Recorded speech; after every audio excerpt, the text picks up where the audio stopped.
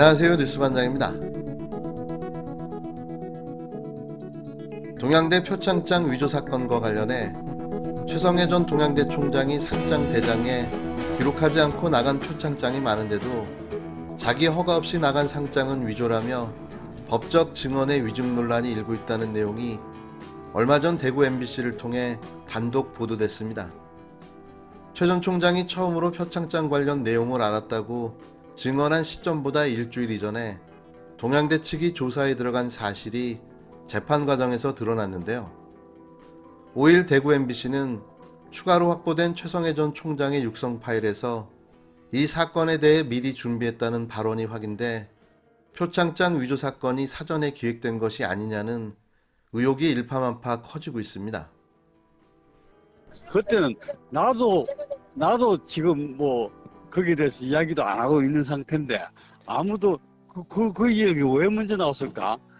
그때는 내가 너무 힘들 때라서 이게 뭐 9월 1일 날 9월 4일 날 그게 펴졌으면 그 전부터 나왔다는 소리지. 그 전부터 내가 어떻게 얘들을 요래해갖고 내가 학교를 좀 떼어갖고 재벌들한테 돈을 이런 거 생각할 텐데. 준비 의식의 총련 경선에 투자느냐라고 이게 8월 20일부터 다 준비하고 있었다 했잖아요. 그때가 그냥 갈림길을 쓰가 있었다 이래. 이 조급편 잘못 들었다가는 자한당이 정권 잡으면 학교 못 나대야 돼. 최성해 전 동양대 총장이 조국 전 장관 딸 표창장과 관련해 처음 알게 된 시점은 1심 재판 과정에서 매우 중요하게 다뤄졌습니다. 최 전 총장은 처음에는 법정에서 압수수색 당일 9월 3일에 언론 보도를 보고 알았다고 주장했는데요. 하지만 당시 동양대 행정지원처장은 법정에서 이보다 일주일 전인 8월 27일 앞뒤로 표창장 관련 내부 회의를 했다고 증언한 겁니다. 법정에서 공방이 오가자 최 전 총장은 말을 바꾼 건데요. 압수수색 하루 이틀 전에 정경심 교수에게서 관련 얘기를 들었다고 한 당초 주장을 번복한 거죠. 그러다가 8월 말이나 9월 초 동양대 직원에게서 처음 들었다고 다시 말을 바꿉니다. 그런데 동양대가 검찰의 압수수색 일주일 전인 2019년 8월 24일 조국 전 장관 아들의 인문학 강좌 수료증 발급 등에 대해 조사한 사실이 확인됐는데요. 최성해 전 총장은 당시에 자신은 모르고 있었다고 부인합니다. 동양대가 8월 24일부터 상장 관련 조사에 들어갔다면 최 전 총장의 최측근이 전 동양대 관계자에게 사전 준비했다고 말한 내용의 신빙성이 높아지는데요. 동양대가 표창장과 같은 상장을 많을 때는 1년에 수백 장, 최소 100여 장을 발행했다는 겁니다. 그렇다면 표창장이 나갔다는 2012년에서 7년이나 지난 2019년, 최 전 총장은 어떻게 정확히 기억한다고 주장할 수 있을까요? 최 전 총장은 다른 사람에게 표창장을 준 사실은 잘 기억하지 못했지만 유독 조국 전 장관 딸의 표창장만은 준 적이 없다고 확실하게 증언했는데요. 이쯤 되면 정확한 의도와 목적이 없고서는 할 수 없는 증언인 거죠. 정경심 교수를 표창장 위조범으로 몰고 가고자 한 정황과 의혹이 사실로 확인된 겁니다. 그렇다면 그는 혼자서 이런 일을 꾸몄을까요? 무슨 이익을 얻겠다고 혼자서 이런 일을 저질렀을까요? 검찰과 당시 미래통합당의 모종의 커넥션은 없었을까요? 4일 유튜브 채널 열린공감TV가 공개한 내용을 보면 최성해 총장이 윤석열 측근으로 불리는 검찰 관계자를 사전에 여러 번 만난 정황이 있다고 폭로했는데요. 얼핏 그림이 맞춰지는 분위기입니다. 최성해, 최교일, 윤석열, 이 세 명은 대체 뭘 한 걸까요? 정치 공작으로 없는 죄를 만들어 한 가족을 파탄으로 몰고 간 이 사건은 반드시 그 진실을 밝혀 끝까지 관련자들을 엄단해야 할 것입니다. 네, 후보자님, 저는 한전에 대한 정부의 규제에 대해서 질문을 드릴 건데요. 산업부가 이제 한전을 관리하고 있기 때문에요. 한국전력공사가 지분의 51%를 국가가 소유하는 공기업이긴 한데 나머지 지분은 지금 상장돼 있습니다. 알고 계시죠? 예, 알고 있습니다. 네, 코스피와 뉴욕 증권거래소 이제 두 시장에 상장이 되어 있는 기업입니다. 근데 한전은 이제 전력 도매 시장에서 전기를 사다가 그걸 소매 시장에서 전기 소비자들에게 독점적으로 판매하는 사업을 하는 기업입니다.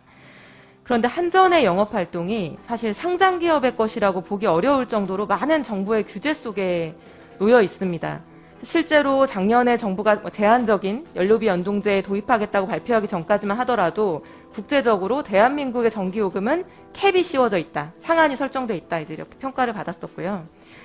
그래서 이런 지금 이제 말씀드린 것처럼 한전이 증권시장에 상장된 기업인데 어떤 전기 공급자로부터 어떤 가격의 전기를 구입할 수 있는지도 결정할 수 없고 또 전기 생산 원가조차도 요금으로 회수하기 어려운 제도적 환경 하에 이제 계속 놓여 있는 상태인데요. 이소영 더불어민주당 의원이 5일 상장회사인 한국전력공사에 대한 정부의 규제가 과도하다는 취지의 주장을 펴며 사실상 한전에 대한 민영화에 찬성하는 의사를 밝혔습니다. 지난 4일 문승욱 산업통상자원부 장관 후보자에 대한 인사청문회 당시 이 의원의 발언이 발단이 됐는데요. 그는 한전은 국가가 지분 51%를 소유한 공기업이지만 나머지는 코스피와 뉴욕 증권소에 상장되어 있는 기업인데 상장 기업으로 보기 어려울 정도로 정부의 많은 규제 속에 놓여 있다고 주장했습니다. 이어 전기를 누구로부터 살지 결정할 수 없고 전기요금 약관을 개정하려면 정부 승인이 필요하다고도 했는데요. 이건 당연한 거죠.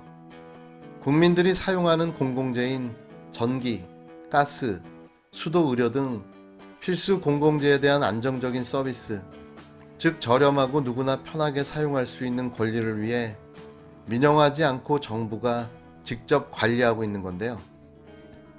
이 의원의 말은 이 공공재의 하나인 전기를 민영화하자는 주장으로 해석됩니다. 이 의원은 영리기업의 기본적인 경영상의 의사결정을 정부가 제약하게 되면 한전 이사회는 형법상 업무상 배임죄 위험에 노출되게 되고 해외 투자자로부터 투자자 국가 간 소송, ISD 대상이 될 수 있다고 말했는데요. 이에 대해 문 후보자는 우리나라 전력시장이 상대적으로 아직 규제 요인이 많다는 것을 인정한다며 시장 경제에 맞게 운영될 수 없는지 고민하도록 하겠다고 답했습니다. 이에 강성 당원들은 즉각 반발했는데요. 이날 민주당 권리당원 게시판에는 민영화라니 제정신입니까? 역시 초선 오적이다. 민주당에 있을 사람이 아니다라는 등의 비판이 쏟아졌습니다.